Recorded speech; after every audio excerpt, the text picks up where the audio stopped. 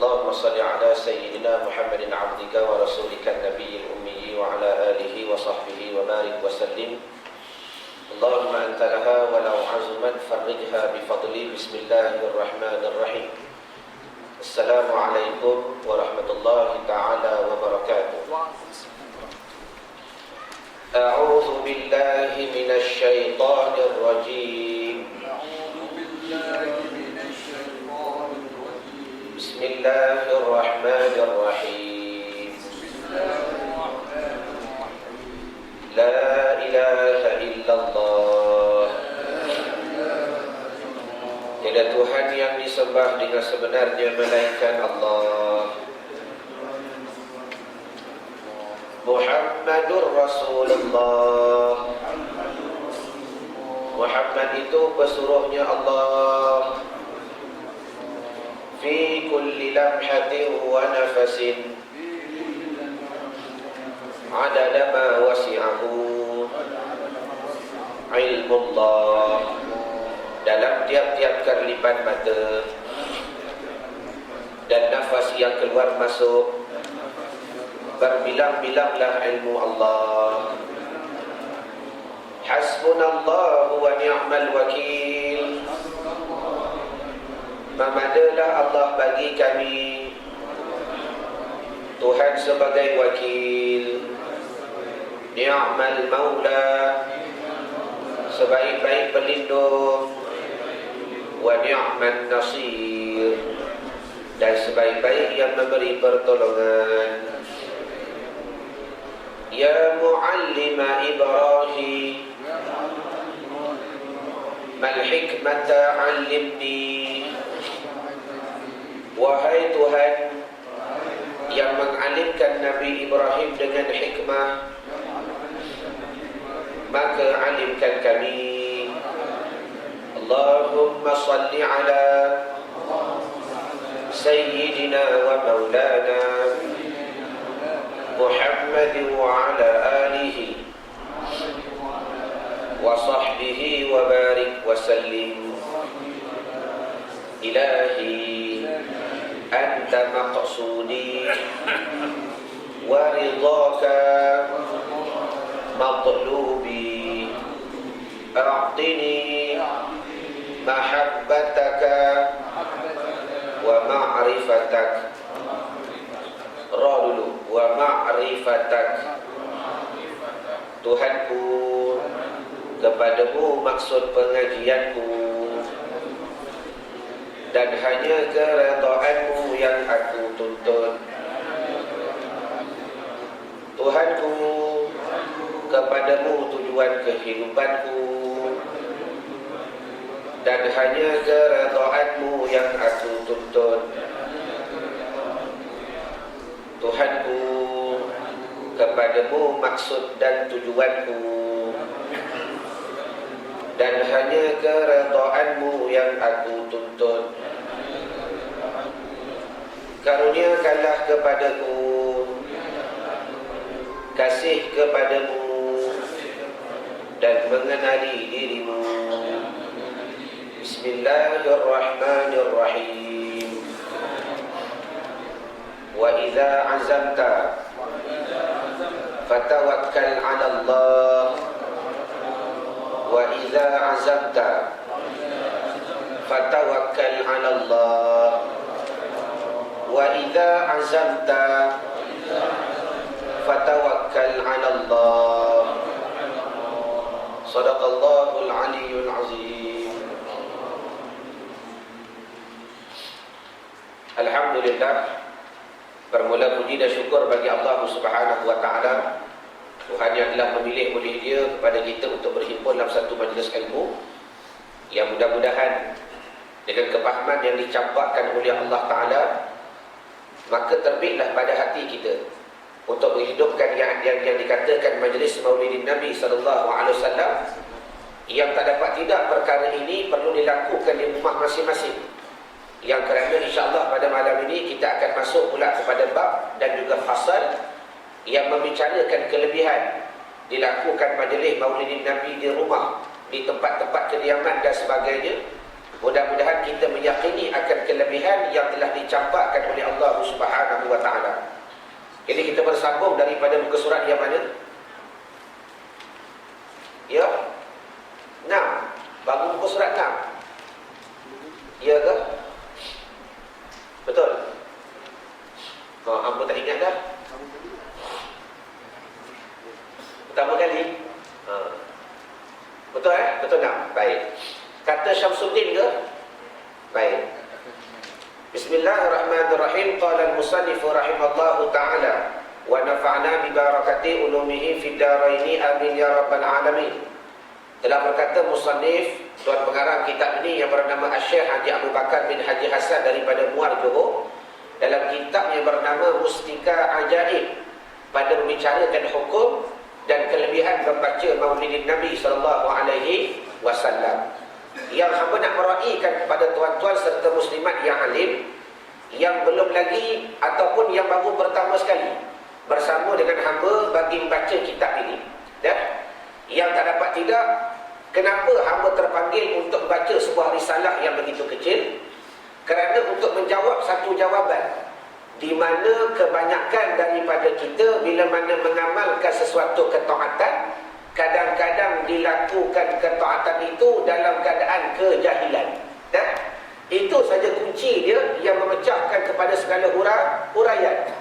Kerana sebagaimana tuan-tuan maklum, Majlis Maulidin Nabi SAW, kita melihat pada hari ini tuan-tuan, bukan satu perkara adat yang berlaku pada bulan Rabiul Awal sahaja.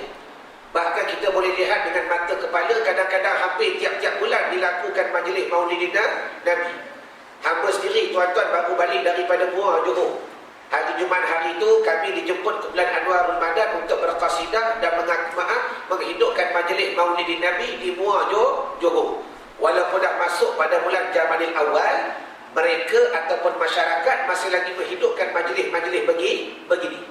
Cuma persoalan yang timbul, kadang-kadang amalan yang telah kita mendepani di atasnya itu, masih banyak lagi kita tak boleh jawab dalil, masih banyak lagi kita tak boleh jawab hujjah, masih banyak lagi kita tak boleh jawab nas berkenaan boleh ke tidak menghidupkan yang dikatakan hari diperanakkannya Nabi SAW.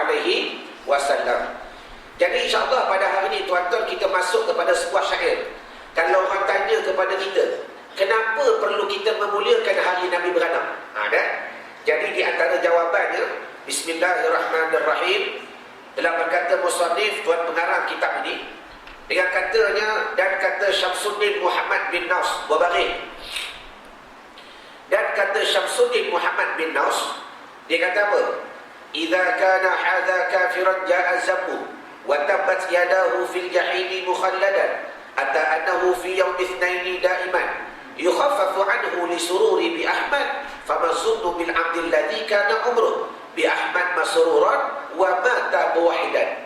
Artinya, dan adalah makna ini syair yang kita baca di atas tadi, iaitu bagaimana kata Ibnul Jauzi, berbaris Ibnul Jauzi juga, iaitu apabila ada Abu Lahab, hamba yakin tuan kenal Abu Lahab, dan berpuluh tahun kita baca Al-Quran, Allah Ta'ala memaktubkan, Allah Ta'ala menukilkan nama Abu Lahab dalam Al-Quran. Dalam sejarah membuktikan tiada celaan, tiada kutukan, tiada hinaan yang lebih besar yang pernah Allah Ta'ala campakkan kepada makhluk, melainkan kepada Abi Lahab. Kutukan yang luar biasa. Namun walau bagaimanapun, apabila adalah Abu Lahab yang kafir, yang diturunkan akan ayat tabat siyada Abi Lahab wa tab, dengan mencela akan dia oleh Allah Ta'ala, dan tiada ada cela yang lebih daripadanya, maka tiba-tiba dibalas akan dia dalam neraka, melainkan diringan akan azab daripadanya pada tiap-tiap malam Isnin, kerana sukanya ia daripada diperanakkan akannya Nabi SAW.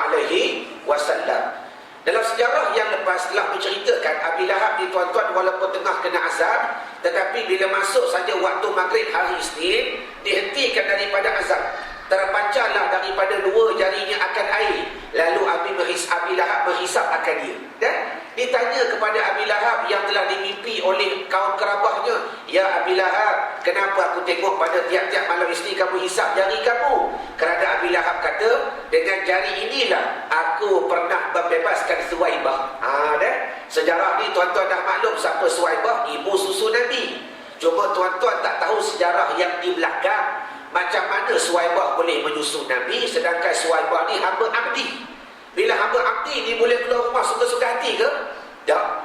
Bila mana menyukakan Suwaibah, dia bagi tahu tuan dia, Suwaibah ni hamba abdi kepada Abi Lahab. Dia kata, wahai tuanku, tu my best friend Siti Aminah tu beranak, dia seronok sangat.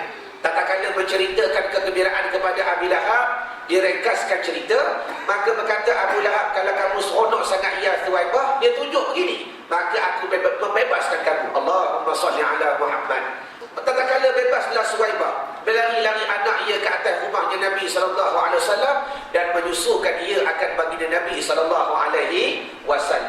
Oleh kerana itu, dia muliakan akan Abi Lahab pada tiap-tiap malam, pada malam yang diperanakkan akannya Nabi SAW. Maka dia kata apa? Maka apatah lagi, tengok risalah. Hai orang-orang Islam yang mengesakan Tuhan, lagi membuat kesukaan pada hari diperanakkan akan dia Nabi SAW, dan lagi memberi sedekah ia qadar yang sekuasa atasnya kerana kasihnya ia akan Nabi SAW. Sebab tu ingat tuan-tuan serta muslimat yang alim, kenapa hamba terpanggil juga untuk baca risalah ini tuan-tuan di surah ini dan juga di surah lain-lain? Kerana hamba melihat fenomena yang berlaku khususnya di Kuala Lumpur. Jarang orang buat majlis maulid Nabi di rumah masing-masing. Jarang sangat berlaku. Kerana perbezaan yang berlaku waktu hamba mengaji di Fatani, waktu hamba mengaji di Aceh, tuan-tuan. Kadang-kadang 2 bulan, Rabiul Awal dan Rabiul Akhir, dipanggil bulan kenduri bagi budak-budak pondok. Boleh kata tiap-tiap malam kan makan kenduri. Kadang-kadang terpaksa dibahagikan 3-4 grup kerana undangan terlampau banyak. 2 bulan tiap-tiap malam makan kenduri. Tapi kalau di Fatani, antara menu yang paling masyhur, yang boleh kata banyaklah ada daripada tak ada, makan laksa. Allahumma salli ala Muhammad. Cuma ringkas hamba nak beri faham. Tuan-tuan dah baca kitab. Kata ulama, bila buat majlis maulid Nabi, memberi sedekah, memberi makan sekadar kemampuan. Punca yang kadang-kadang tak terdetik pada hati kita nak buat majlis maulid Nabi di rumah masing-masing, sebab takut nak bagi makan banyak sangat. Sedangkan pengalaman hamba tuan-tuan waktu duduk di Fatani, hamba pernah pergi majlis satu rumah maulid Nabi, dia cuma hidangkan TO dengan biskut. Dia tak peduli apa orang nak kata. Yang penting ni yang aku mampu, dia buat TO, dia bagi biskut. Dan beliau bukan tak ada duit nak masak bihun, nasi ayam dan sebagainya. Habis kami maulid pada malam tu, dia bagi budak-budak pondok seorang 200 kok, 200 kok, 200 kok. Itu bahasa Malaysia. Orang Melayu kata RM20. Allahumma salli ala Muhammad. Kami datang hari itu 20 orang, tiap-tiap seorang pelajar dapat RM20. Dia punya suka dan sebagainya. Dia kata, daripada aku habiskan duit ni buat nasi, baik aku sedekah dekat Tok Pakir. Dan Tok Pakir itu budak-budak pondok. Nak menceritakan bersungguhnya mereka pada nak mengadakan majlis maulid Nabi, walaupun makan biskut dan TO dan sebagainya, mereka tetap menghidupkan amalan-amalan begini. Baik. Demi umurku, bahawa balasannya daripada Tuhan Rabbil Karim memasukkan dia dalam lempahnya dalam syurga. Jadi mudah-mudahan hamba nak mengajak hadirin hadirat muslimin muslimat yang alim yang membaca kitab ini dan juga mengaji pada malam ini, maka ayo mudah-mudahan datanglah keazaman pada hati kita untuk mengadakan majlis maulid Nabi di rumah masing-masing. Kerana apa? Kita baca. Dan telah berkata Hasanul Al-Basri, berbaring Hasanul Basri, aku sangat suka jikalau ada bagiku emas seperti Jabal Uhud, iaitu satu bukit yang ada dalam bumi Madinah sekalipun, nescaya aku akan belanjakan akan dia. Bahasa kita, orang Melayu kata, nescaya aku akan habiskan dia kerana maulidin Nabi SAW. Ni martabat para ulama, ni martabat para aulia, ni martabat orang yang kasih dengan Nabi SAW. Dia kata apa? Kalau Allah Ta'ala beri aku satu bukit daripada Jabal Uhud yang penuh dengan emas dan sebagainya, aku akan menghabiskan akan dia bagi mengadakan majlis maulidin Nabi SAW. Tuan-tuan tanya balik, kenapa Hasan al-Basri mengatakan begini, kerana dia terlebih yakin rezeki hakikatnya semuanya daripada pertolongan dan penentuan daripada Allah Ta'ala. Kita yang kadang-kadang dok loket nak bagi ni tuan-tuan sebab takut habis, betul ke tidak? Itu yang pertama. Yang kedua, kadang-kadang yang kita loket payah nak beri sedekah, payah nak buat majlis maulid Nabi, payah nak beri makan dan sebagainya, sebab kita kadang-kadang merasakan usaha dan rezeki itu datang daripada usahanya kita, sedangkan kita lupa hakikatnya limpahan daripada Allah. Sebagai contoh tuan-tuan, kalau hamba tanya ni, hamba yakin tuan-tuan semua boleh jawab, tetapi nak terjemahkan pada kehidupan begitu payah. Baik, kenapa Hasan al-Basri kata apa? Kalau Allah Ta'ala beri kepadaku satu bukit daripada Jabal Uhud yang penuh dengan emas, aku akan menghabiskan akal dia bagi mengadakan majlis maulidin Nabi SAW.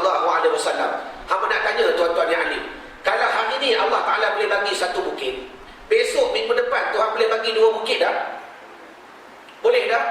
Ni keyakinan para awliya, ni keyakinan para ulama, ni keyakinan para sahabat. Dia yakin rezeki Allah Ta'ala yang beri. Sama juga masalah masa.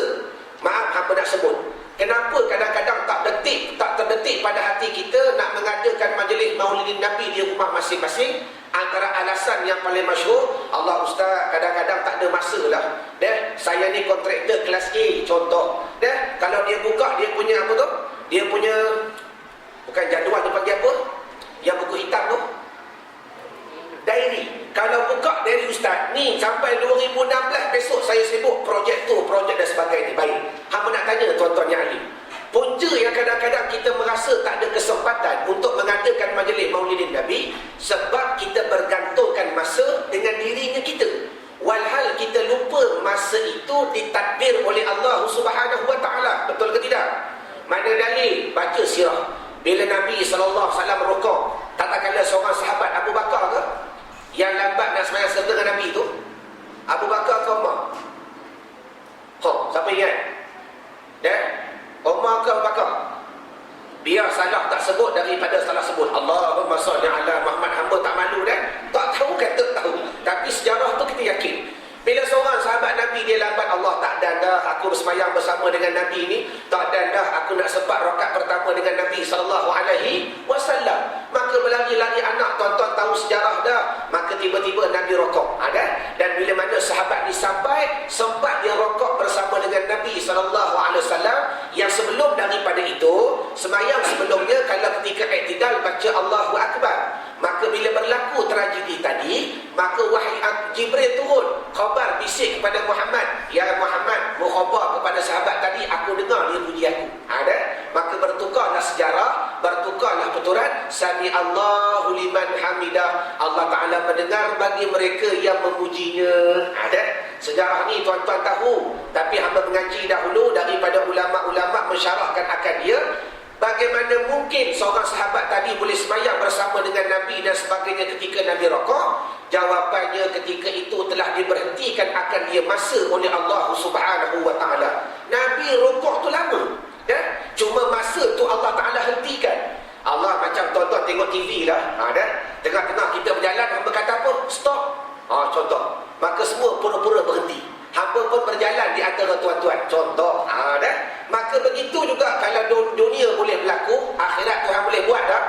Sejarah ni tuan-tuan, masa di Allah Ta'ala yang create, Tuhan yang jaga. Maka ulama sufi mensyarahkan pada waktu itu masa diberhentikan oleh Allah, Nabi diberhentikan oleh Allah. Hakikat Nabi berrokok lama, tapi Nabi tak berasa kerana waktu terhenti. Tetapi tidak bagi seorang sahabat tadi. Jadi apa yang hamba nak kaitkan dengan kehidupan kita, begitu juga majlis maulidin Nabi SAW. Maaf, hamba nak sebut sebagai seorang budak yang kadang-kadang tak terdetik pada hati kita. Punca 2 alasan. Pertama, kadang-kadang bajet tak ada. Yang kedua, kadang-kadang alasan masa tak ada. Timbulnya alasan ini bila kita tak menggantungkan diri kita dengan Allah. Kita berasa masa tu kita yang atur, kita berasa duit tu kita yang atur, maka rosaklah akidah kita dengan ketuhanan. Faham ni ibarat? Sebab tu mukadimah tadi hamba baca, wa idza azamta fatawakkal 'ala Allah. Ya Allah, ya Tuhanku, aku berazamlah ya Allah nak buatlah walaupun sekali di rumah aku majlis maulidin Nabi. Kalau tak mampu sembelih kambing, bagi nasi ayam. Kalau tak mampu buat nasi ayam, buat bihun goreng. Kalau tak mampu masak bihun, panggil budak-budak pondok hamba datang, tuan-tuan bagi biskut dan air TO pun kami datang. Kalau tuan-tuan bersungguh nak menghidupkan majlis maulidin Nabi SAW. Faham mana ibarat? Jadi syarat yang pertama kena berazam. Bila kita letakkan diri kita dengan Tuhan, Allah Ta'ala tahu tak nak selit dekat mana? Tuhan tahulah nanti nak selitkan dekat mana. Kerana masa dia yang mengatur, waktu dia yang mengurus, rezeki juga dia yang memberi. Ya Allah, ya Tuhanku, walaupun aku kerja pilot, tengok jadual ni tak tahu nak selit kat mana dah. Kita kata tak tahu, Allah Ta'ala tahu dah. Kalau mu bersungguh nak kepada aku, kalau mu bersungguh kasih pada Nabi aku, mu minta dengan aku tahulah nak letak mu dekat mana. Allahumma salli ala Muhammad. Jadi hamba ulang balik, tak dapat tidak, bagi tuan-tuan yang bersungguh nak mengadakan majlis maulidin Nabi di rumah masing-masing, wa idza azamta, azam dahulu, ya Allah, dengar hari ni bicara majlis maulid Nabi, nak cuba buatlah di rumah. Contoh, baik tengok dah. Kalau hari ni semua pakat-pakat berhajat, contoh. Kalau hari ni semua pakat-pakat berhajat, kemudian semua pakat-pakat nak bubuh tarikh, tiba-tiba kena purak tarikh yang sama. Pelik tak? Allah, lagu mana ni aku pun nak buat juga. Tapi waktu sama apa yang aku nak beri faham? Kalau semua pakat-pakat berhajat dan kita tak letak tarikh, aku serahlah kepada Ta'ala, tahulah Tuhan nak susun lagu mana. Kadang-kadang benda tu tersusun dengan baik tak? Dan ni rahsia Allah Subhanahu wa Ta'ala. Baik, sambung. Dan kata Al-Junaid Al-Baghdadi, berbaring, siapa hadir waktu membaca kisah maulidin Nabi SAW dan membesarkan ia akan dia Nabi SAW, maka sungguh berbahagialah ia dengan iman. Yang ni tuan-tuan kena buat nota sedikit. Macam mana yang dikatakan orang pergi dengan maulid, orang pergi dengan berzanji, orang pergi dengan qasidah, nescaya berbahagia dan terkaya dengan iman. Jawapannya, bila mana kita memahami apa yang diperkatakan, tu kuncinya. Sebab tu hamba dah ulang 40 kali dan hamba tak jemu mengulangkan akal dia. Kalau tuan-tuan di sini ada kumpulan qasidah, ada kumpulan burdah, ada kumpulan berzanji dan sebagainya, teruskan membaca wirid yang begitu hebat, maulid berzanji dan sebagainya. Tetapi hamba minta berubah kerana Allah. Bacalah sekali lalu dalam bahasa Arab dan ulanglah kembali dalam bahasa Melayu. Tak rugi pun.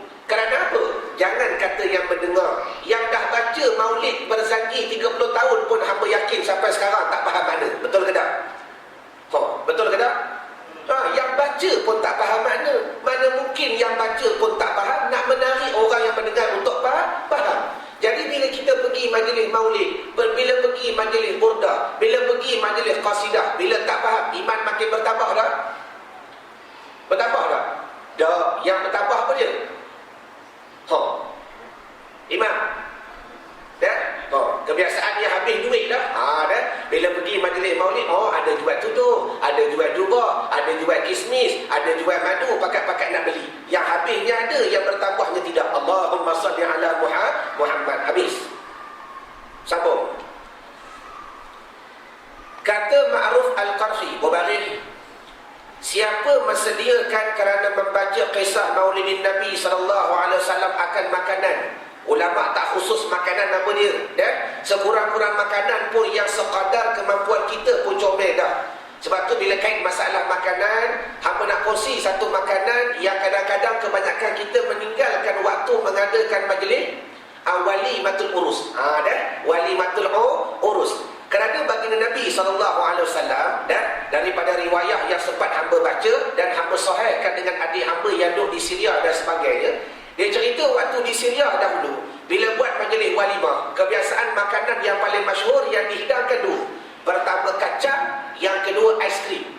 Rupa-rupanya Nabi SAW bila mana mendatangi akan kenduri, antara makanan yang Nabi suka ais krim. Jangan pandang tuan-tuan hina zaman Nabi tak ada refrigerator. Betul ke tak? Peti air kata orang Melayu. Jangan kita sangka zaman kita hebat. Zaman Nabi mana ada fridge, zaman Nabi mana ada peti air, zaman Nabi mana ada jilet. Allahumma salli ala Muhammad. Zaman Nabi Sulaiman, tuan-tuan, orang buat bangunan, orang buat masjid, orang buat istana menggunakan air semata-mata. Tak payah pakai pakai konkrit, tak payah pakai besi. Allahumma salli ala Muhammad. Jadi kesimpulan nak beri faham, begitu juga bila sebut makanan, kalau tuan-tuan nak buat kenduri, jangan lupa dekat atas meja tu sekurang-kurang ada beberapa kacang-kacang, dan juga kalau mampu carilah mana-mana aiskrim bagi dekat budak-budak, bapak budak pun sunat makan. Wallahu a'lam. Habis. Kata Ma'ruf Al-Qarhi, siapa mensediakan kerana membaca kisah Maulidin Nabi sallallahu alaihi wasallam akan makanan, serta mengumpulkan ia akan saudara-saudara bagi adik-beradik, dan memasangkan ia akan pelita, dan memakaikan ia dengan pakaian yang baharu yang molek-molek, pakai pakaian comel-comel, serta memakai ia akan bau-bauan. Bila sebut bau-bauan, hamba nak tanya kepada tuan-tuan, hamba dah beri ijazah tak bagaimana Nabi memakai minyak bau-bauan atau bahasa kita minyak atar untuk mengelakkan daripada sihir? Hamba dah beri ijazah ke belum? Belum lagi. Jadi kebetulan kita masuk bab bau-bauan, hamba nak meraihkan tuan-tuan kepada tuan-tuan yang dah ada dalil, yang dah ada cara memakai minyak atar, cara masing-masing, hamba raihkan tuan-tuan. Cuma hamba nak mengajak bagi yang duk pakai minyak atar 10 tahun dah, tak ada kaedah khususiah. Kadang-kadang kita pakai ikut dan kadang-kadang kita pakai cara tak belajar, tak salah. Tetapi kalau kita nak benda tu menjadi sunnah, maka alangkah sayugianya kita memakai sebagaimana yang telah dipakai oleh Nabi SAW. Dan riwayat cara pemakaian ini hamba dapat daripada adik hamba sendiri yang duduk di Syria selama 5 tahun. Dia balik dari Syria, dia ajar hamba waktu Nabi 7 hari rebah tak bangun. Tuan-tuan maklum, Nabi kena santau, Nabi kena buatan orang, sampai Jibril turun, ya Rasulullah, kalau engkau izinkan kepada aku akan aku hancurkan mereka. Nabi kata, kau dulu Jibril, biarlah mereka mengkhianati kepada aku nak keturunan mereka besok mengembangkan agama Allah Subhanahu wa ta'ala. Maka dia rekaskan cerita, selepas Nabi sihat tuan-tuan, maka turunlah Jibril alaihissalam mengajar Nabi untuk memakai minyak atar untuk dielakkan daripada sihir. Baik. Jadi pertama sekali, bila sebut minyak atar ni tuan-tuan, tak kira minyak apa pun. Bukan semestinya minyak kijang, apa jua pun, tak kira lah brand moden ke, brand yang lama ke, Body Shop ke dan sebagainya, pakailah apa jua minyak sekalipun, asal dia wangi-wangian. Sama ada ia calik ataupun kita beli jenis spray pun, kita spray, tak ada masalah. Faham ni ibarat? Baik. Cuma di antara cara yang dipakai oleh Nabi untuk dielakkan daripada sihir, yang telah diajar sendiri oleh Jibril alaihissalam ke atas baginda Nabi SAW, Bismillahirrahmanirrahim, memberi ijazah oleh aku akan kamu dengan misbah yang umum, dengan lafaz Bismillahirrahmanirrahim. Pertama, pegang minyak atar di telapak tangan yang kanan. Siapa ada minyak, buat keluar sekarang.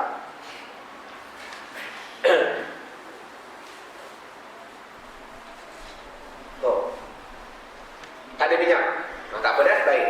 Kemudian tuan-tuan sapukan di atas perut ibu jari yang kiri. Sapu dekat perut ni, perut ibu jari yang kiri. Ada? Sapu perut ibu jari yang kiri. Baik. Kemudian digosokkan keduanya kiri dan kanan di antara dua perut. Kemudian tuan-tuan berselawat kepada Nabi SAW dengan menyapukan di atas bulu kening. Ni kening ke? Allahumma salli ala Muhammad wa ala ali Muhammad. Ni sapuan yang pertama. Kemudian gosok balik, sapukan di antara hidung dengan bibir, atau bahasa kita kat misai lah. Nak sebut misai, takut orang perempuan tak ada misai. Tapi dalam risalah kata antara hidung dan juga bibir di misai. Allahumma salli ala Muhammad wa ala ali Muhammad.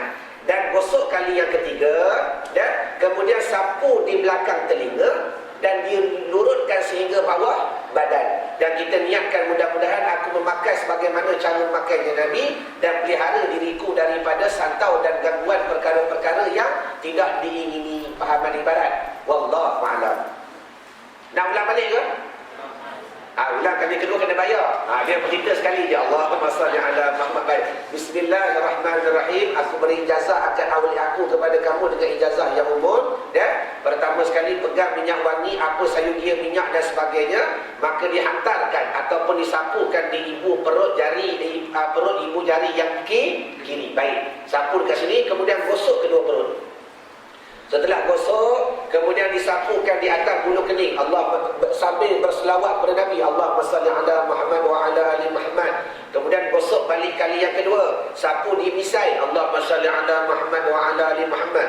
Dan sapu kali yang ketiga, dan gosok di belakang telinga dan diluruskan sehingga bawah badan. Mudah-mudahan kita berniat, ya Allah, aku makan sebagaimana cara makan di Nabi dan pelihara aku daripada gangguan malu halus dan sebagainya. Wallahu a'lam. Tanya. Ya. Selawat, tiga selawat. Kan? Allahumma salli ala Muhammad wa ala ali Muhammad. Allahumma salli ala Muhammad. Yang ketiga pun Allahumma salli ala Muhammad wa ala ali Muhammad. Baik, sambung.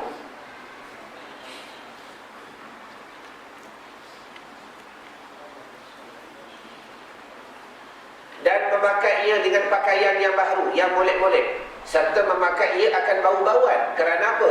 Kerana membesar bagi diperanakkan akan dia Nabi SAW, nescaya dikumpul akan dia oleh Allah Ta'ala pada hari kiamat, serta puak-puak yang pertama daripada segala Nabi-Nabi, dan ia adalah daripada a'la illiyin, iaitu pada setinggi-tinggi daripada syurga yang tinggi. Baik, jadi secara ringkasnya tuan-tuan, kita telah masuk pula kepada bab membicarakan perkara-perkara yang tak nampak, ataupun perkara-perkara ghaib. Sebab tu kalau kita belajar Al-Quran, disusun Al-Quran selepas suratul Fatihah dengan ayat Alif Lam Mim, zalikal kitabu la raiba fihi hudal lil muttaqin. Kemudian alladzina yu'minuna bil ghaibi. Ingat, tanda orang yang beriman yang pertama sekali mempercayai, meyakini perkara-perkara ghaib. Ghaib ni tuan-tuan benda tak nampak. Sebagai contohlah, tak payah bicara bab Maulid Nabi SAW. Kelebihan tuan-tuan mengaji pada malam ni pun banyak dinukilkan oleh Nabi SAW dalam begitu banyak hadis. Di antara sabda Nabi SAW, bila ada majlis ilmu ni tuan-tuan, maka turunlah para malaikat. Maka sampailah para malaikat betul-betul di anjung masjid. Tuan-tuan yakin ke tak yakin, percaya ke tak percaya, nampak ke tak nampak, perkara ni berlaku. Bila malaikat sampai betul-betul dekat masjid, anjung masjid, dekat pucuk bab masjid, maka membukalah mereka itu akan sayap-sayap dan mengusirlah mereka itu akan masjid. Kemudian berkatalah para malaikat, ya Allah, keampunkan mereka, ya Allah, keampunkan mereka, ya Allah, keampunkan mereka, ya Allah, keampunkan mereka, ya Allah, keampunkan mereka, sampai kita habis mengaji sekali lagi. Allahumma salli ala Muhammad. Itu kemuliaan orang yang mengaji. Tuan-tuan faham ke tak faham, nombor 2. Tuan-tuan bawa buku ke tak bawa buku, nombor 3. Tuan-tuan tidur ke tak tidur, nombor 4. Tuan-tuan beradab ke tak beradab, nombor 5. Tuan-tuan cari tiang ke tak cari tiang, nombor 6. Tuan-tuan datang nak mengaji pun Allah Ta'ala telah muliakan. Contoh, Allahumma salli ala Sayyidina wa Maulana Muhammad. Nabi kata lagi, nak menceritakan kelebihan orang yang mengaji pada malam ni. Tuan-tuan percaya ke tak percaya, nampak ke tak nampak, yakin ke tak yakin, Nabi tidak berkata melainkan semata-mata wahyu daripada Allah. Nabi kata apa? Ni majlis ilmu, majlis zikir pada hari ini. Bila berlaku saja, maka hayawan-hayawan, benda-benda yang melata di alam ini, ikan-ikan di lautan, semua berkata, ya Allah, keampunkan mereka, ya Allah, keampunkan mereka, ya Allah, keampunkan mereka, sampai kita habis mengaji sekali lagi. Allahumma salli ala Muhammad. Sebab tu pernah ditanya kepada Imam Munah Al-Ghazali, ya Imam Munah Al-Ghazali, di antara ikan di lautan dan bintang di langit, mana terlebih banyak? Ayat dia. Boleh jawab, kita beri, tak kena bayar. Allahumma salli ala Muhammad. Ya? Baik. Nak tanya tuan-tuan, bintang orang pernah kait tak? Deng, Allahumma salli ala Muhammad. Bintang orang pernah kait tak? Tak pernah kait. Tetapi ikan di lautan orang selalu tuba dah. Pernah habis dah? Ikan tak pernah habis. Allahumma salli ala Muhammad. Mana lagi banyak? Banyak lagi ikan di lautan. Sebab tu dia menggunakan kaedah ikan. Kerana ikan ni orang tuba dari zaman Nabi sampai sekarang tak pernah habis. Sedangkan bintang orang tak pernah kait. Betul ke tidak? Allahumma salli ala Muhammad. Tu kata Nabi, ikan-ikan di lautan semua berzikir, berdoa, minta ampun pada malam ini. Mulianya orang yang mengaji. Wallahu a'lam. Iklan dahulu. Sila. Ada? Tapi ingat, jangan mentang-mentang bila ikan minta ampun datang mengaji balik tak payah sembahyang dah. Dah ikan minta ampun, Allahumma salli ala sayyidina wa maulana Muhammad. Wallahu a'lam. kita bantu wassalatul qa'imah ati sayyidina Muhammadin al-wasilah wal fadilah والشرف والدرجة العالية الرفيعة وبعث المقام المحمود الذي وعدت إنك لا تخلف الميعاد اللهم أنت لها ولو عظمت فرجها بفضل بسم الله الرحمن الرحيم. Baik, sambung. Dan barang siapa membaca Maulidin Nabi SAW dan diletakkan wang perak ataupun wang emas, serta dicampurkannya dengan wang-wang yang lain, nescaya jatuh atasnya itu berkat dan tiada mewarisi apa orang yang mempunyai wang itu, dan nescaya tiada kosong tangannya dengan berkat seketika dibaca kisah Maulidin Nabi SAW. Allahumma salli ala Muhammad. Nak menceritakan tuan-tuan, kelebihan diadakan majlis Maulidin Nabi ini bukan saja mendatangkan keyakinan dan keimanan, bahkan menambahkan kekayaan. Ulama mengajar kepada kita satu kaedah tarik duit. Jangan tuan-tuan ingat ilmu yang batil saja mengajar kita kaedah tarik duit. Ilmu yang hak saja, ilmu yang hak juga mengajar kita kaedah tarik duit. Ada? Sebagai contoh berkata para ulama, dengar baik-baik, mengaji bagi alim, bagi sungguh dan sebagainya. Sekiranya diletakkan wang emas dan wang perak, itu bahasa kita. Bahasa kita mudah begini. Bila buat keluar duit WSP, buat keluar 10,000 dan sebagainya, kita kata yang lagu mana nak menggandakan duit ni? Contoh, Allahumma salli ala Muhammad. Maka ulama Islam agama juga memberi kepada kita satu kaedah. Kata ulama, dengar dah, seketika kita ambil duit 10,000 tadi kita withdraw, kita letak di tengah-tengah rumah. Contoh. Kemudian panggil kawan-kawan lebih kurang 10 orang, panggil budak-budak tapis, budak-budak pondok lebih kurang 10 orang, dan dibaca di atas duit tadi akan Maulidin Nabi SAW. Nescaya kata ulama, ampunya duit tadi takkan mewarisi apa-apa, takkan miskin, dan kehidupannya mendapat keberkatan. Namun perlu kita faham macam mana benda ni tuan-tuan berlaku secara logik dan sebagainya. Bukan memberi faham semata-mata bawa keluar duit 10,000, letak tengah-tengah, tiap-tiap malam Jumaat baca Maulid Nabi, selagi duit tu beranak. Ambil yang bawah, beranak yang atas. Ambil yang bawah, beranak yang atas. Macam tu ke ceritanya? Dah, kalau kita faham begitu, hamba yakin selepas daripada ni, tiap-tiap malam Jumaat masjid kosong. Semua di rumah masing-masing buat majlis Maulid Nabi, suruh duit ni. Buat majlis tarik duit. Dah, maknanya bukan begitu. Bagaimana mungkin nak mencapai kepahaman tadi? Jawapannya mudah. Nota yang sama, tapi dia cerita dengan perkara yang berbeza. Bila diletakkan di tengah-tengah rumah kita, wang perak, wang emas, letaklah duit 10,000 dan sebagainya. Kemudian dibaca di atasnya Maulidin Nabi SAW, serta kita memahami apa yang dibicarakan. Tu kunci. Serta kita memahami apa yang dibicarakan. Jawapannya mudah. Bila kita letak 10,000 dekat tengah-tengah rumah, dengar majlis Maulid Nabi. Nabi kalau berniaga begini, Nabi kalau mengambilkan duit begini, Nabi kalau suka bersedekah begini, Nabi kalau berjual beli begini, Nabi kalau habiskan duitnya begini, Nabi ni caranya begini. Nescaya intipati daripada kepahaman tadi, kita akan menggunakan duit tadi sebagaimana yang Nabi ajar dah. Allahumma salli ala Muhammad. Tu maknanya nescaya ampunya wang tadi takkan mewarisi apa-apa, dan kehidupannya duitnya sentiasa mendapat keberkatan. Kerana apa? Dia mengamalkan apa yang diamalkan oleh Nabi SAW. Tapi kalau letaklah 1,000,000 sekalipun, duk baca maulid tak faham makna, makin bertambah dah. Makin berkurang. Faham makna ibarat? Baik, sambung. Dan telah berkata Imam Mulia Fi'i Mubarrikh, barang siapa mengumpul akan saudara-saudaranya daripada muslimin kerana membaca kisah Maulidin Nabi SAW, dan bersedia ia bagi mereka itu akan jamuan, serta membuat ihsan iaitu kebaikan, nescaya jadilah ia dengan sebab membaca kisah Maulidin Nabi itu dibangkit akan dia oleh Allah Ta'ala pada hari kiamat serta dengan siddiqin, orang-orang yang benar, wasyuhada, orang-orang yang syahid, wassalihin, orang-orang yang soleh, dan adalah ia dalam syurga jannatul na'im. Jadi hamba ulang balik tuan-tuan, ini perkara lebih bicarakan masalah allazina yu'minuna bil ghaibi, benda ghaib. Tuan-tuan percaya ke tak percaya, ia berlaku. Tuan-tuan yakin pun tak yakin, ia berlaku. Sebagai contoh beginilah, tak payahlah kata bab maulid Nabi takut jauh sangat.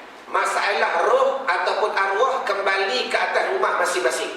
Tuan-tuan dah mengaji hadis Nabi SAW yang telah dinukilkan dalam kitab 100 masalah agama karangan Asy-Syaikh Kiai bekas mufti Indonesia yang didatangkan daripada hadis Nabi SAW. Kata Nabi apa? Kadang-kadang ada setengah daripada malam turunlah para roh sampai di anjung rumah mereka, sampai di bumbung rumah-rumah mereka itu, dan melihatlah arwah kepada anak dan cucu-cucu mereka, dan berkatalah roh dengan 1000 kali ulangan. Kata Nabi, kadang-kadang ada setengah malam roh daripada alien turun sampai dekat perkarangan rumah mereka. Ada setengah kata sampai dekat bumbung rumah mereka. Dia tengok anak-anak, dalam riwayat kata dia akan ulang 1000 kali. Hoi anak, apa yang kamu ada, aku ada dah. Apa yang mau bersenang, aku bersenang dah. Apa yang mau berpakai, aku berpakai dah. Apa yang mau gembira, aku pernah gembira dah. Tetapi adakah apa yang kamu rasa membawa kamu dekat kepada Allah atau jauh kamu kepada Allah? Dan dia merepek 1000 sekali. Kita dengar tak? Tengok bola, gol, Allahumma salli ala Muhammad. Mak dok tengok kita, anak dok tengok kita, tok yang dok tengok kita, dan sebagainya. Yang ini perkara-perkara spiritual, perkara allazina yu'minuna bil ghaibi. Tuan-tuan percaya ke tak percaya, dia datang. Tuan-tuan yakin pun tak yakin, dia mendatangi pada kehidupan kita. Dan sebab tu ingat, barang siapa nak mudah membuka perkara-perkara ghaib, antara jalan daripada beberapa jalan, memperbanyakkan berselawat kepada Nabi SAW. Baik, sambung. Dan telah berkata As-Sirri As-Siqti, barang siapa mengqasad hendak pergi kepada tempat orang yang membaca maulidin Nabi SAW, tak sampai baru nak qasad. Tanggal 1 Januari baru-baru ni, tengok Facebook, tengok WhatsApp, kata Habib Syekh datang dekat Dataran Merdeka. Contoh, malam tahun baru kita tukar, malam berdoa dan sebagainya, bermunajat, berqasidah. Bang, jom bawa anak-anak pergi Dataran Merdeka. Baru sampai dekat tol Putrajaya dan sebagainya, baru sampai dekat tol KLIA, tengok cuaca gelap. Sudah. Bang, rasa tak confident nak pergi ni. Takut saya lagi anak nak berak payah, nak kecil payah, hujan nak duduk payah. Contoh, kita patah baiklah pergi ke surah hijrah pun tak apa dah. Contoh, nak pergi dah. Barang siapa mengqasad hendak pergi kepada tempat orang yang membaca maulidin Nabi SAW, maka sesungguhnya mengqasad ia akan satu radah, iaitu satu kebun daripada kebun-kebun syurga. Kerana tiada ia mengqasad akan tempat itu melainkan yang ia suka dan kasihkan Rasulullah SAW. Di sini pada cerita dia beri nota, tapi pada hakikat dia beri kaedah. Jadi apa yang hamba nak kongsi dengan tuan-tuan, kalau orang tanya kenapa seronok sangat pergi tempat Habib Syekh, antara jawapan yang tuan-tuan boleh utarakan, kerana aku kasih akan Nabi SAW. Ulama bagi cerita, tapi hakikat dia beri kaedah. Kerana apa? Kerana tidak ia mengqasad akan tempat itu, melainkan ia suka dan kasihnya kasihnya akan Rasulullah SAW. Sebagaimana sabdanya Nabi SAW, man ahabbani kana ma'i fil jannati. Barang siapa kasih ia akan daku, mudah-mudahan adalah ia sertaku dalam syurga. Allahumma salli ala Muhammad. Dengarlah tuan-tuan sejarah yang begitu ringkas. Nikmat bersama dengan Nabi dalam syurga itu melebihi daripada nikmat yang lain. Kita rasa nikmat syurga hebat dah, tetapi para sahabat merasakan nikmat syurga tak hebat lagi, melainkan nikmat berdampingan dengan Nabi di dunia dan kelak di syurga. Seorang sahabat Nabi bernama Thauban. Tulis nama sahabat ni, Thauban. Thauban. Satu hari bila Nabi berselisih dengan Thauban, Nabi melihat Thauban dalam keadaan murung dan sebagainya. Dia ringkaskan cerita.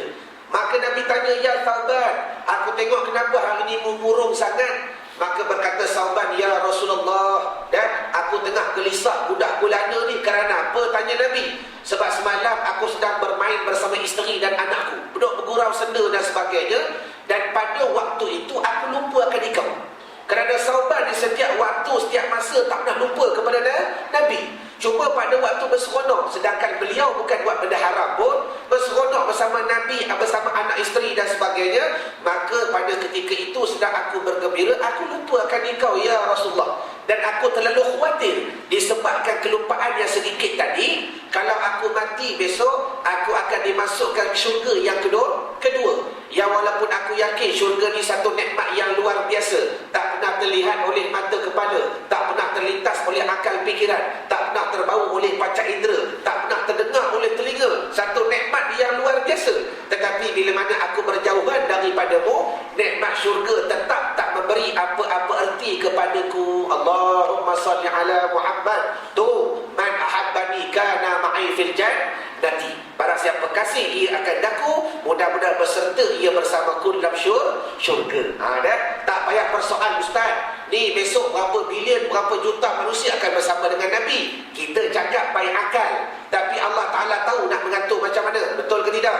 Kerja Allah bukan sama macam kerja makhluk. Nanti kita duk guna akal. Allah dekat dunia nak bersahabat dengan menteri pun payah, nak jumpa dengan menteri pun payah, sedangkan rakyat Malaysia baru berapa juta, contoh. Sedangkan yang kasih kepada Nabi ni berapa ratus juta. Macam mana kami nak berdepek dengan Nabi? Itu kerja Allah Ta'ala. Jangan persoal kerja Allah, kerana kerja kita ataupun otak kita terlalu cetek nak memikirkan akan kekuasaan dan kebesaran daripada Allah. Habis.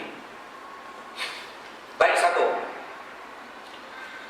Dan telah berkata Sultanul Arifin Jalaluddin As-Sayuti dalam kitabnya yang bernama Al-Wasailu fi Syarhi Syama'il. Dia kata apa? Tiada ada daripada rumah, atau masjid atau tempat yang dibaca di dalamnya kisah Maulidin Nabi SAW, melainkan nescaya dikelilingi oleh para malaikat akan ahli-ahli rumah itu dan tempat itu, dan dilempahkan atas mereka itu oleh Allah Ta'ala dengan rahmat, dan dikelilingi dengan nur oleh Jibril dan Mikail dan Israfil dan Qurbail dan Ainail dan Safun dan Hafun dan Al-Karubiyun. Maka sekalian mereka itu para malaikat berselawat, iaitu minta ampun atas orang yang mengadakan bagi membaca kisah Maulidin Nabi SAW. Jadi hamba ulang balik buat kali terakhir, bagi tuan-tuan yang memegang kitab ini, yang mengaji pada malam ini, yang mengetahui akan kelebihan diadakan majlis Maulid Nabi di rumah masing-masing, maka datangkanlah pada hati keazaman. Ya Allah, ya Tuhanku, aku berazamlah ya Allah nak buat majlis Maulid Nabi di rumah aku, walaupun rumah kecil, tak usah fikir. Allah Ta'ala tahu nak mengatur macam mana. Ini kadang-kadang kita guna akal. Allah Ustaz, rumah kecil nak kumpul orang macam mana? Tak, dia kata nak announcement dekat surah Al-Hijrah sekali lagi, contoh. Sekali announcement datang 400, contoh. Rumah boleh terlebih 40 orang saja. Itu akal kita. Allah Ta'ala boleh urus dah. Tu cara kita berakidah, bertauhid dengan Allah. Allah Ta'ala tahu nak uruskan macam mana. Hakikat sebagaimana cara kita berdepek dan menggantung ke setiap amalan yang kita lakukan dengan Allah Subhanahu wa Ta'ala. Jadi berazam pada malam ini, ya Allah, ya Tuhanku, mudah-mudahan aku nak menghidupkan majlis Maulid Nabi di rumah. Kalau tak dapat setahun sekali pun, dapatlah setahun 2 kali. Tak dapat setahun 2 kali pun, buatlah setahun 4 kali. Tak dapat setahun 4 kali pun, dapatlah sebulan sekali. Tak dapat sebulan sekali pun, dapat tiap-tiap minggu pun tak apa. Allahumma salli ala Muhammad. Ada hamba waktu duduk di Syria, tuan-tuan, ada satu ulama yang telah kena stroke hampir 10 tahun. Tetapi kemuliaan dan karamah yang Tuhan campakkan kepada ulama ini, tiap-tiap hari Jumaat, bermula pagi sampai pukul 11 sebelum daripada Jumaat, dia akan jemput musyik-musyik, orang-orang yang berqasidah dan bernasyid untuk berqasidah di rumah beliau.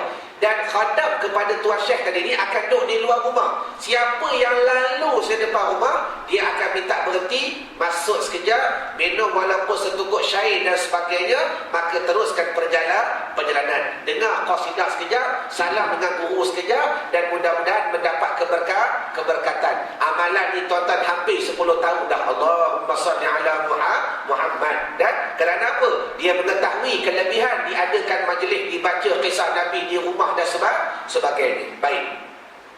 Jadi hamba ulang tadi, ayuh datangkan pada hati keazaman. Ya Allah, aku berazam ya Allah nak buat majlis maulid Nabi dekat rumah.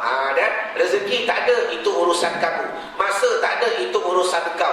Waktu bila aku serahkan kepadamu. Engkau lah Tuhan yang layak mengaturkan tiap-tiap perkara yang terlebih sempurna di atas dirimu. Maka Allah Ta'ala tahulah nak selitkan dekat mana.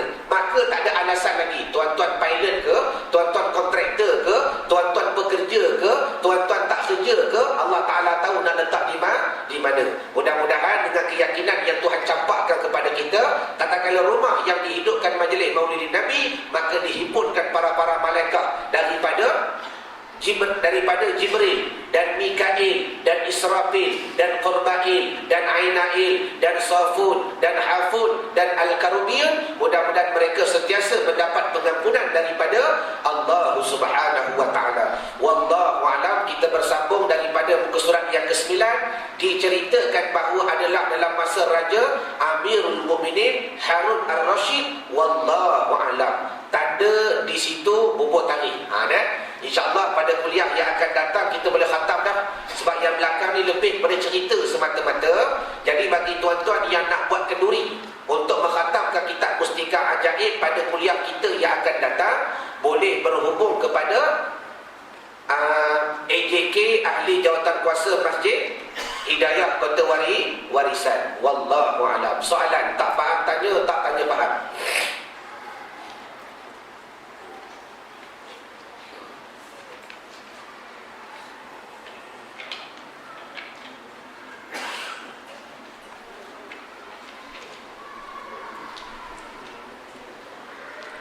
Haji tanya. Ya. Macam imam berjanji ya. Ya.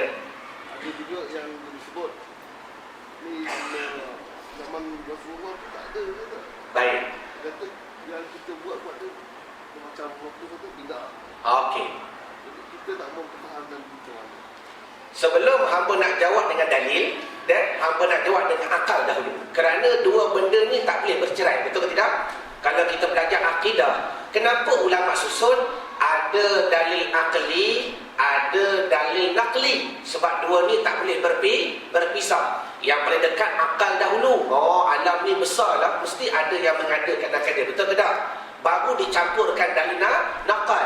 Dan baik. Jadi pertama sekali hamba nak jawab dahulu dengan dalil akal sebelum kita jawab dengan hujah-hujah yang nas daripada apa yang berlaku di zamannya Nabi SAW. Jawaban hamba yang pertama, dengar baik, dengar dah. Adakah memadai dengan satu dua pendapat yang mengatakan bid'ah ataupun tiada berlaku di zaman Nabi, menafikan ratusan pendapat yang lain? Tu soalan yang pertama. Cuba jawab dulu. Sudah.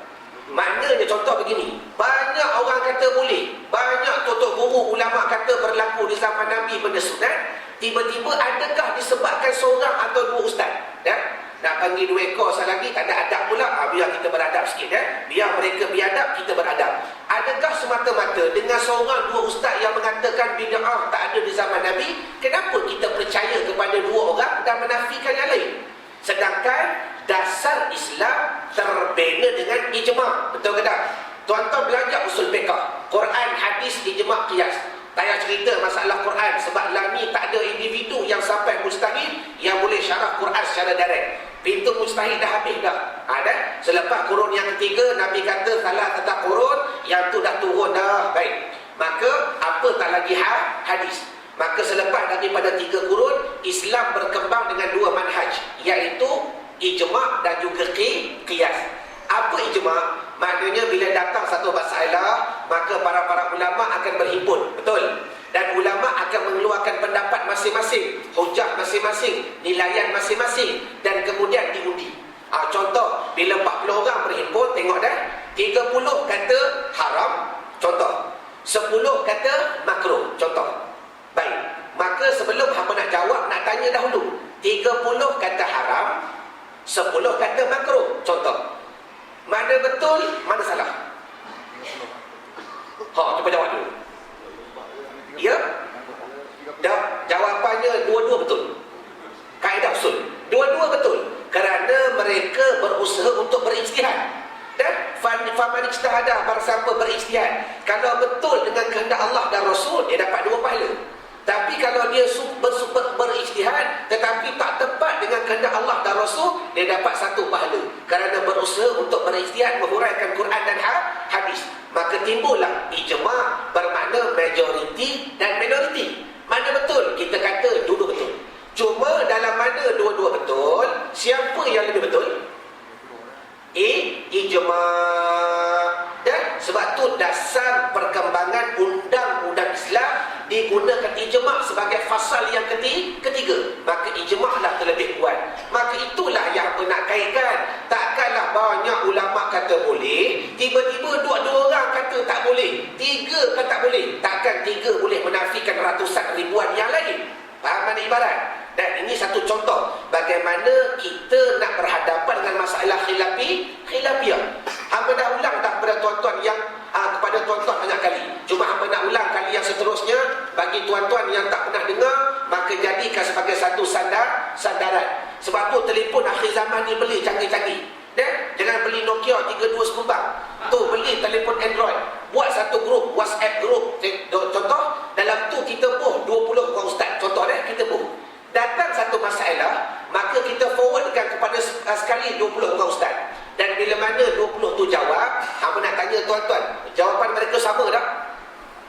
Tak sama. 10 kata boleh, 5 kata tidak, lagi 5 kata serahlah kepada Allah. Contoh, nak pegang yang mana? Pegang yang ijma', selesai masalah. Berlaku di zaman Nabi SAW masalah khilafiyah. Tu waktu Nabi dalam satu medan peperangan, ada beberapa kumpulan yang lambat. Maka Nabi mengeluarkan kaedah. Nabi kata kalau boleh sembahyang dahulu, tapi kalau boleh datang cepat lagi baik. Ada rekaskan cerita. Maka bila mana kumpulan tadi sedang berjalan sampai waktu asar, tiba-tiba berpecah 2 kumpulan. Seorang tu kata, tadi aku dengar Nabi kata sembahyang dulu. Tak payah, kita sembahyang dekat sana nanti, pakat-pakat terus sembahyang kat sana. Maka ada 2 kepala. Dan berpecah. Ada satu grup berhenti sembahyang, satu grup meneruskan perjalanan sampai dekat tempat medan perangan baru sembahyang. Lepas isyak sekali lagi 2 kepala tu jumpa Nabi. Cerita apa yang berlaku. Nabi kata apa? 2 benar. Allahumma salli ala Muhammad. Tu zaman Nabi berlaku khilafiyah, berlaku perbezaan pendapat. Faham mana ibarat? Jadi kesimpulannya, hamba menjawab dahulu dengan kaedah akal.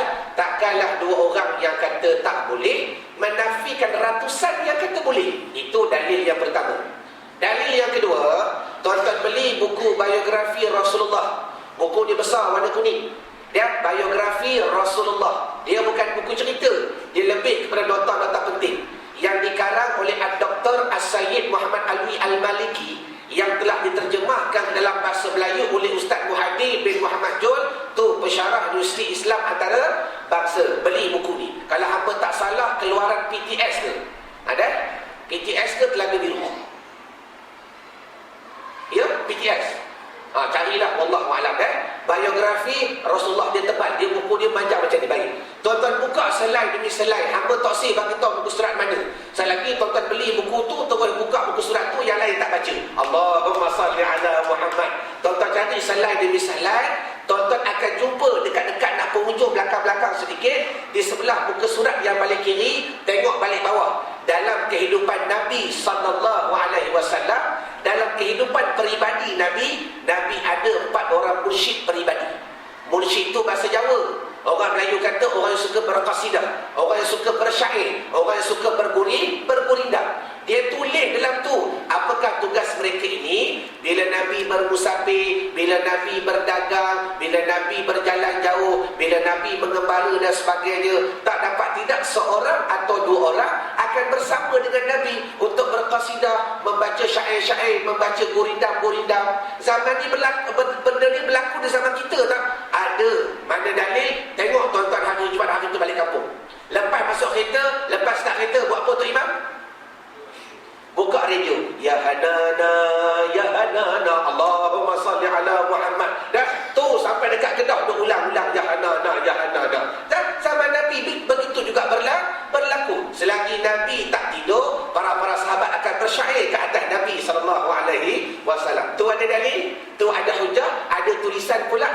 digarap oleh Dr. Syed Muhammad Alwi Al-Maliki. Wallahu a'lam. Jelas dah? Baik. Soalan lain.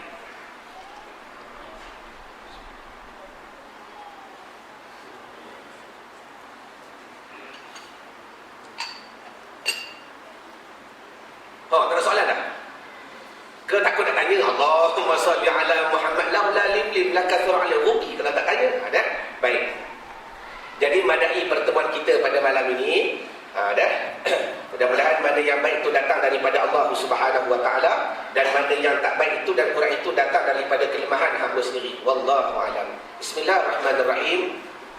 Ar-Rahman 'allama al-Quran, khalaqal insana 'allamahul bayan. Asy-syamsu wal qamaru bihusban wan najmu wasyajaru yasjudan. La tuharrik bihi lisanaka lita'jala bih. Inna 'alaina jam'ahu wa Qur'ana. Fa idza qara'nahu fattabi' Qur'ana. Thumma inna 'alaina bayana. Bal huwa Qur'anun Majid. Fi lawhin mahfuz. Sanuqri'uka fala tansa, sanuqri'uka fala tansa, sanuqri'uka fala tansa. Ya Allah, apa-apa yang kami dengar janganlah kau lupakan. Ya Allah, apa-apa yang kami tulis janganlah kau lupakan. Ya Allah, apa-apa yang kami ulang janganlah kau lupakan. Allahumma salli ala sayyidina Muhammad sirri hayatil wujudi wa sababil a'zami likulli mawjudin salatan tuhafizuna bihal Qur'an wa tufahimuna bihal ayat wa tahfazuna biha su'al qawli wal amali wan niyat wa ala alihi wa sahbihi wa barik wa sallim walhamdulillahi rabbil alamin. Sekejap dah, sebelum kita berhenti ada soalan. Apakah kelebihan mengadakan majlis Maulidur Rasul di rumah? Dah. Jawapannya, nak tahu kelebihannya baca kitab. Sudah. Sebab kita dah sebut dah, banyak lagi kelebihan. Dah. Cuma begini, bagi tuan-tuan yang mendapat kitab ini, dengar baik-baik. Kalau tuan-tuan tak boleh membaca dalam bahasa ataupun tulisan Jawi, hamba minta maaf tuan-tuan, bukan hamba tak boleh photostat dalam bentuk rumi. Sebab benda tu ada dalam laptop, hamba dah tulis. Sebab sebelum ni tuan-tuan, hamba dah buat daurah dekat 45 surau. Buat daurah mengaji kitab sampai khatam. Tak lama, 3 jam lebih kurang, campur soal jawab lebih kurang 3 jam setengah, 4 jam dan sebagainya. Hari tu buat daurah di Tabung Haji KL. Datang pun tak ramai, bukan 120 orang. Dalam YouTube ada. Mengaji kitab ni sampai khatam. Hamba photostat 100 naskah dalam bentuk Jawi, 100 naskah dalam bentuk Rumi. Ingat yang Jawi sold out, rupa-rupa yang Rumi sold out. Allahumma salli ala Muhammad. Banyak yang tak boleh baca Rum aja Jawi. Begitu juga tempat yang kedua, habis juga yang Rumi, yang Jawi tak habis-habis. Jadi hamba terpaksa mengeraskan hati sedikit. Hamba kata kalau macam ni hamba tak boleh bagi muka dah. Bukan tak boleh bagi muka, Jawi ni tak boleh hidup kalau kita tetap dipanggil apa? Membelaikan masyarakat dengan tulisan Rumi. Jadi hamba photostat yang Jawi kepada tuan-tuan yang nak versi Rumi. Dan tuan-tuan kena buat kerja sedikit. Tuan-tuan ambil email hamba, ada email ni, alfatih.irwan@gmail. Email kepada hamba, kata ustaz, nak kitab Mustika Ajaib versi Rumi, hamba akan forwardkan kepada tuan-tuan dalam bentuk Microsoft Word.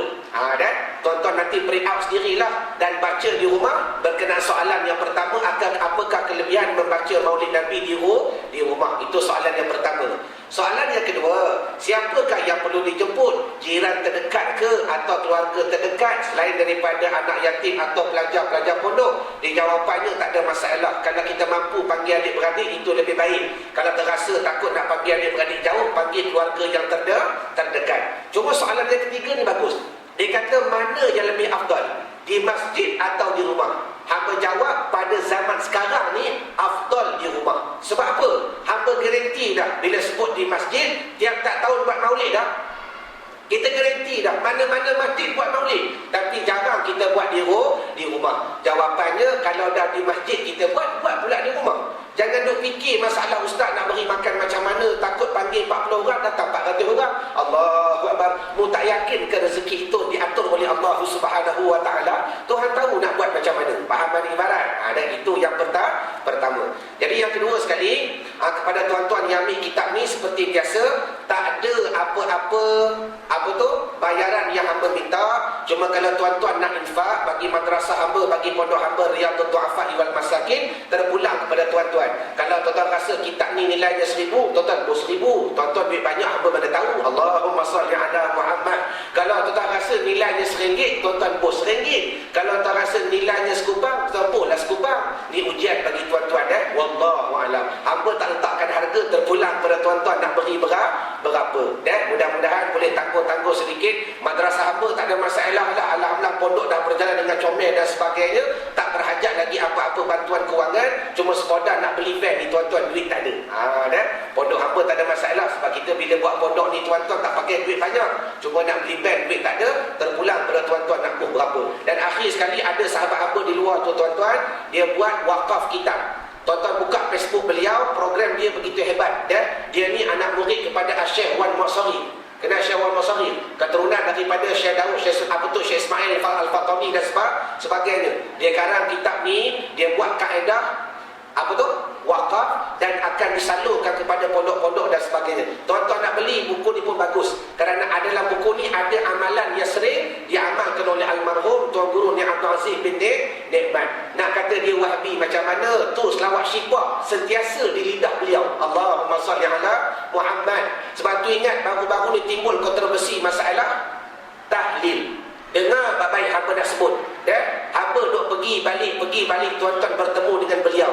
Kita kena membedakan macam mana akidah Wahabi dan macam mana orang yang berpegang dengan manhaj. Itu berbeza.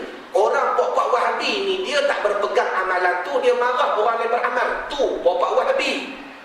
Tetapi almarhum Tuan Guru Ni Abdul Aziz bin Nikmat betul, dia kata aku tak berpegang dengan tahlil, tapi aku tak marah orang buat tahlil. Baru ni Ustaz ni Radhi, adik kepada beliau datang dekat tempat hamba tuan-tuan.